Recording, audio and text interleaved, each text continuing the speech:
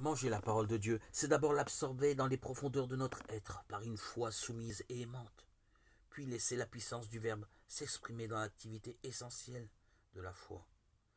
Les œuvres de charité, les bonnes habitudes, une vie parfaite, voilà donc ce qui alimente et ravit notre âme pendant le second avènement. Quand nous sommes nourris par la parole de Dieu dans l'Écriture, quand nous vivons le message divin de la révélation biblique, le Christ prend possession de tout notre être, efface en nous la dernière trace du vieil homme et manifeste sa présence dans tout ce que nous faisons. Cette pénétration contemplative du mystère du Christ, cette conscience intérieure qui reconnaît le Christ caché, n'est pas quelque chose que nous pouvons acquérir dans notre intériorité par nos seuls efforts.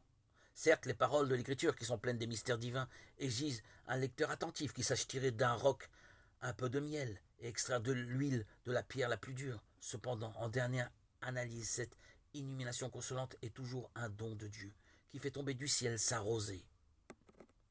Genèse 27-28, afin que notre terre porte son fruit,